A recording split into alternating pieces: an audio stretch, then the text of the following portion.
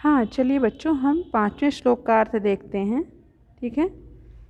काका कृष्ण पिका कृष्ण को भेदः पिक्काकयोः वसंत समय प्राप्ते काका काकः पिकः पिकः।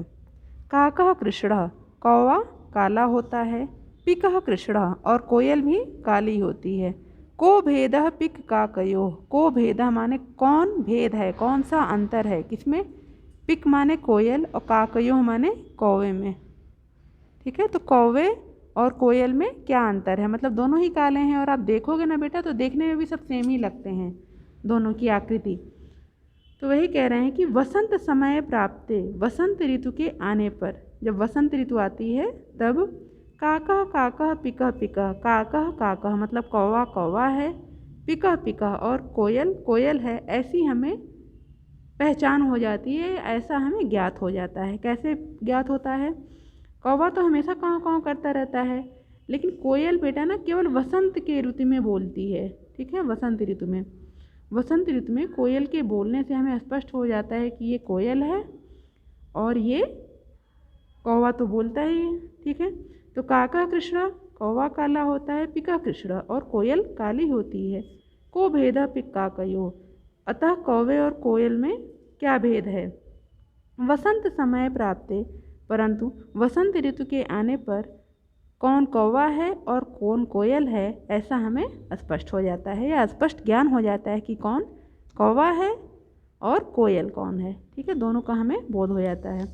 तो इस श्लोक के द्वारा हमें ये सीख दी गई है बेटा कि हम जैसी वाणी मधुर वाणी बोलेंगे तो हमारा एक अलग ही व्यक्तित्व होगा, और जो कटुवाणी बोलना इसको बुरा माना जाता है। इससे पहले भी आपने देखा था प्रिय वाक्य प्रदानेन सर्वे तुष्यन्ति मानवा था ना श्लोक। तो जितने भी आप ये श्लोक पढ़ रहे हो ना सुभाषित के, ये क्या सुक्ति स्तंभ का है ना, सुक्तियों का एक संग्रह। तो ये सुभाषित मतलब एक अच्छी बातें हमें सिखाई गई हैं इन श्लोकों के माध्यम से। तो ऐसा नहीं कि आप इसका अर्थ ही समझो, इसको हमें अपने व्यवहार में भी लाना चाहिए। ठीक है, फिर से देखिए, तो यही इसमें इस श्लोक के माध्यम से ये बताया गया है कि व्यक्ति अपनी योग्यताओं गुणों अपनी वाणी के द्वारा उसकी एक अलग पहचान बनती है। ठीक है, तो इसलिए हमें अपने जो व्यवहार है अपनी वाणी सब पे संयमित रहकर अच्छा व्यवहार सबके साथ करना चाहिए और सबके साथ प्रियवाणी बोलनी चाहिए। ठीक है, फिर से एक बार देखिए, काका कृष्ण पिका कृष्ण को भेद पिक्का कयो वसंत समय प्राप्ते काकः काकः पिकः पिकः। कौवा काला होता है और कोयल भी काली होती है, इसलिए कोयल और कौवे में कोई भेद नहीं है, परंतु वसंत ऋतु के आने पर यह ज्ञात हो जाता है कि कौन कौवा है और कौन कोयल है।